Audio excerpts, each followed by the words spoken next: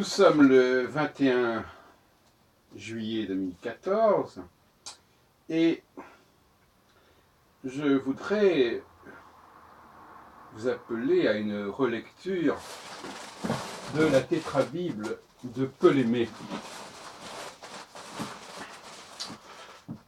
Une lecture critique de la Tétrabible de Ptolémée et qui va beaucoup plus loin que les travaux que je connais sur ce sujet.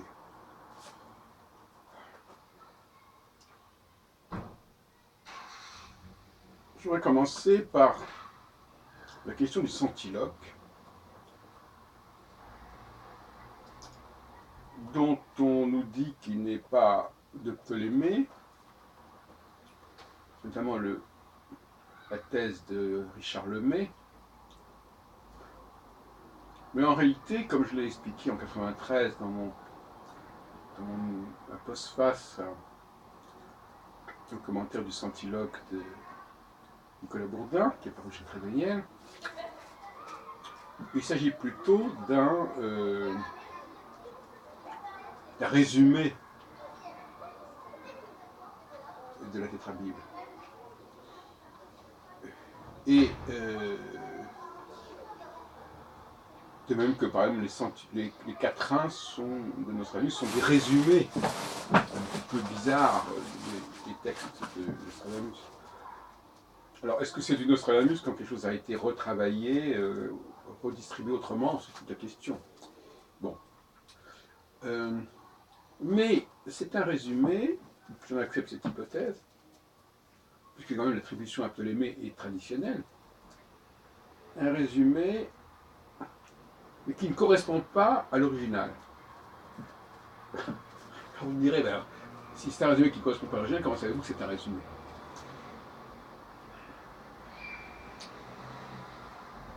Disons qu'il ne correspond pas complètement à l'original. Et notamment, il traite des maisons astrologiques de façon beaucoup plus marquée que dans la Tétrabible de Ptolémée.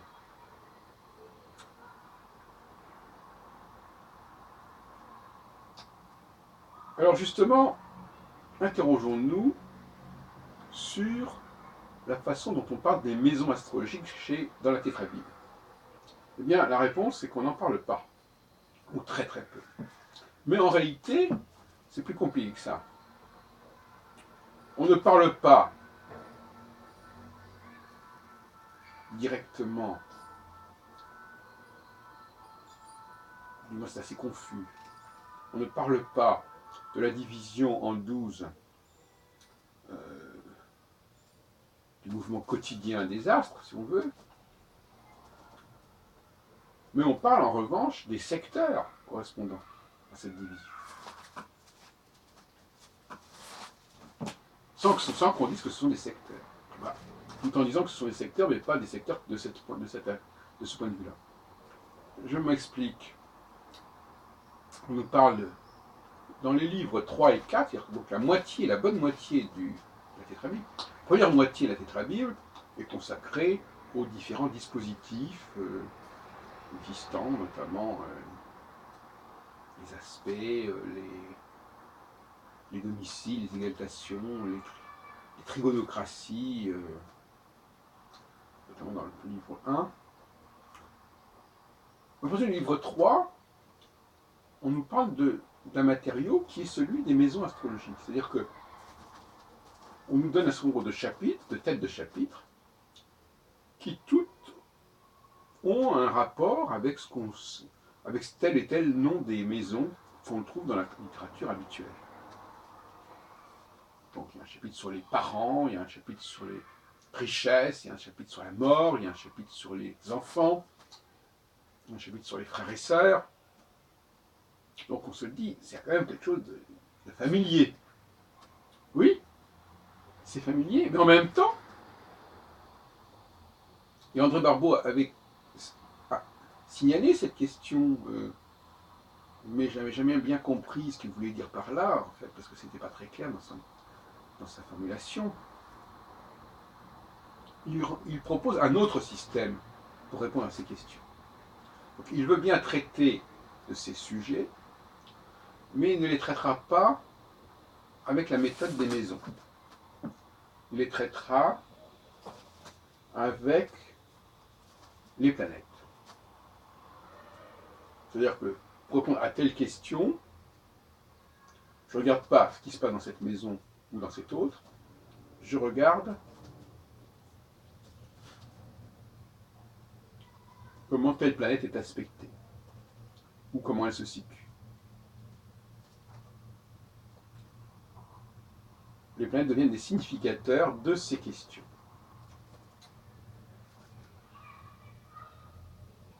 Alors, autant dire qu'il n'a pas été suivi dans ce domaine, dans le manière générale. Pendant des siècles, on en est bien resté au système des maisons. Donc là, il s'agit d'une réforme que l'on peut mettre qu'on peut attribuer à Ptolémée. Une réforme. Il y en a une autre réforme. Je vais revenir sur les maisons un peu plus tard. Dont j'ai déjà parlé à plusieurs reprises, et je n'insisterai pas, c'est celle des domiciles. Là aussi, on a des décalages. On nous parle des doubles domiciles, mais en même temps, il y a un chapitre sur les exaltations. Je vous explique ça. Parce que les doubles domiciles, quelque part, c'est une façon de se débarrasser des exaltations. C'est une façon de dire, voilà, vous voulez 2 planètes, 2 signes par planète, eh bien, on vous les donne avec les doubles domiciles. Alors que l'autre système des domiciles d'exaltation donnait aussi 2 signes par planète.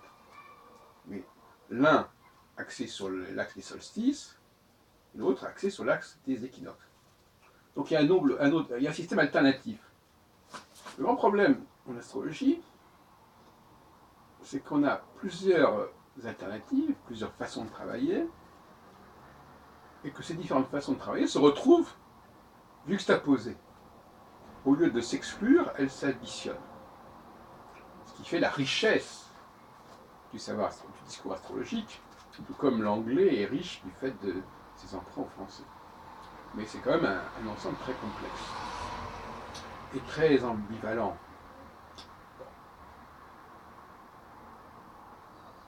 Donc, nous avons là, je dirais, la preuve que nous avons 2 couches dans la tétrabule. Une ancienne couche et une nouvelle couche. C'est intéressant sur le plan archéologique, sur le plan du site archéologique, on a deux niveaux, 2 étages. Comme si Ptolémée avait introduit un certain nombre de réformes par rapport à une astrologie traditionnelle, qui est d'ailleurs celle qui va se poursuivre par la suite, tant sur le plan des domiciles que sur le plan des maisons. Mais sur le plan des maisons, sa réforme est également révélatrice d'un état des maisons à l'époque. Pas au niveau du calcul des maisons, mais au niveau de l'ordre des maisons.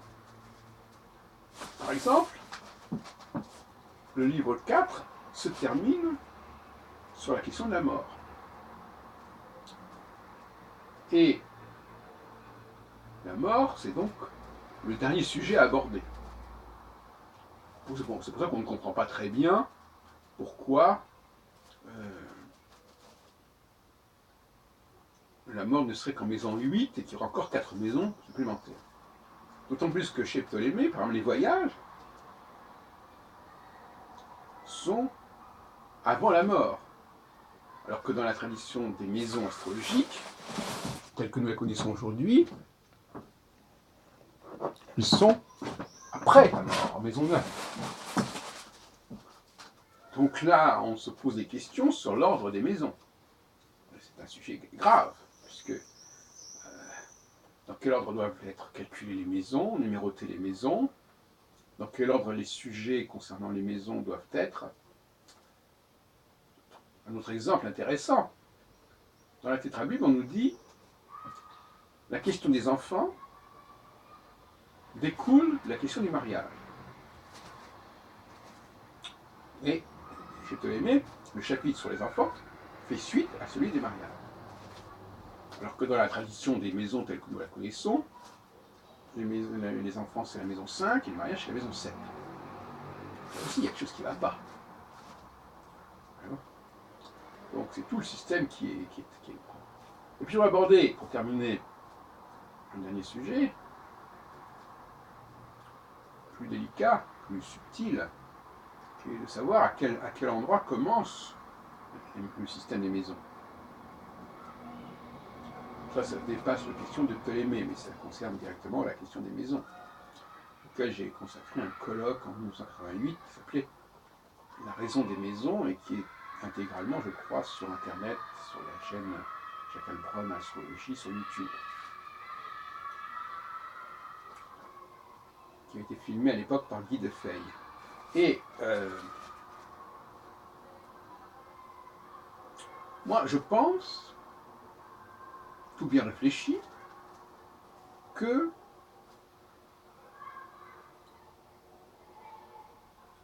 on devait commencer avec le descendant, non pas avec l'ascendant. Parce que j'ai déjà expliqué pourquoi je pensais que le cycle commençait par la nuit et ensuite passait vers le jour. Donc la nuit c'est ce qui est intérieur, le jour c'est ce qui est extérieur. Ça aussi il y aurait des choses à dire sur ce sujet.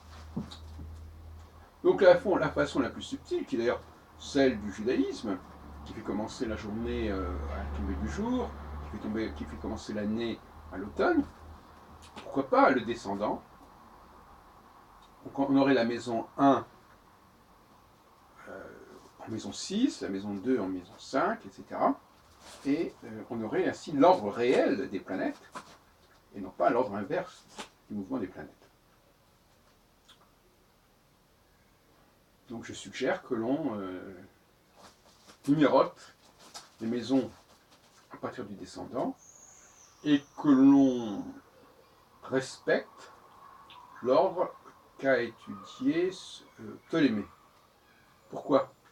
Parce que Ptolémée, sur ce point, ne semble pas avoir été un réformateur. Il a été un réformateur sur la façon de calculer les significations, mais il semble qu'il, d'après ce que je vois, il semble qu'il se réfère à un ordre des maisons qui était instauré à l'époque. Quand il parle quand il montre la succession, par exemple, quand il dit les richesses, il ne place pas ça en maison 2. On ne voit pas très bien, on a la maison, les premières maisons, c'est les maisons qui sont liées à l'enfance, aux parents, aux frères et sœurs. Qu'est-ce que vient faire la richesse là-dedans ? On peut toujours discuter. Mais les richesses et les dignités, ça vient ensuite. Et dans le système maison tel que nous connaissons, il arrive aux maisons 2. C'est-à-dire même avant les frères et sœurs, même avant les parents. Il n'y a pas de bout. Donc le système des maisons tel que nous connaissons, il est complètement perturbé. Donc on aurait intérêt à placer... Alors, faut-il une division en 8 ou une division en 4 ? Ptolémée, lui, apparemment, il est déjà dans une division en 12, puisqu'il y a plus que 8 rubriques, mais cette division en 12 se termine quand même par la mort. Donc apparemment, on aurait repoussé, quand on est passé de 8 à 12, on aurait mis la mort en 12. Mais apparemment, on est resté quand même avec la 8. Pourquoi ? Parce que l'astrologie étant ce qu'elle est, il y a des résistances, il y a des pratiques, il y a des habitudes, et même quand il y a des réformes, elles sont un peu bancales. Voilà, donc relecture de Ptolémée, et à travers Ptolémée, essayer de retrouver, reconstituer le système des maisons,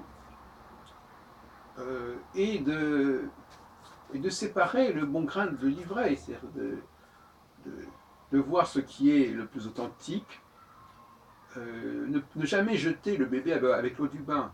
Il y a chez Ptolémée des choses qui sont complètement nouvelles, et qui n'ont pas eu forcément d'effet, mais en même temps il se réfère à une tradition qui nous intéresse, et qu'il n'a pas inventée, parce qu'il ne dit pas qu'il modifie cela, de ce point de vue-là. Et donc nous avons deux tétrabibles en fait. Un premier tétrabible traditionnel qui a disparu, qui a disparu mais qui nous est connue par un tétrabuble augmenté. Donc la tétrabuble augmentée, elle nous est connue. Mais on peut éventuellement supprimer les augmentations pour essayer de retrouver quel était le premier tétrabuble. Voilà.